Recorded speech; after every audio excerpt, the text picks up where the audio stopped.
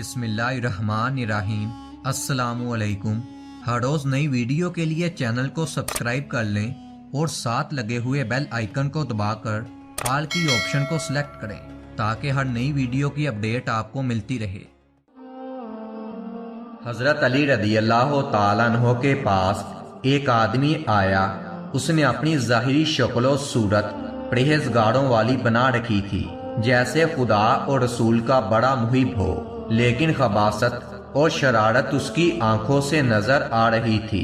वो हजरत अली रज़ी अल्लाह तआला अन्हु के पास आकर ये अर्ज करने लगा कि ए अमीरुल मोमिनीन, इसकी क्या वजह है कि मुहाजिरीन व इंसार हजरत अबू बकर सदीक रज़ी अल्लाह तआला अन्हु को फोकियत देते हैं, जबकि आप रज़ी अल्लाह तआला अन्हु मकाम व मर्तबे के लिहाज से उनसे अफजल हैं और आप इस्लाम लाने में भी उनसे मुकद्दम हैं। आपको तो इतनी सबकतें हासिल हैं।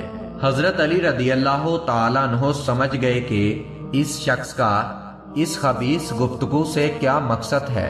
चनाचा आप रज़ी अल्लाह तआला अन्हु ने उसे फरमाया कि तुम मुझे कुरैशी लगते हो।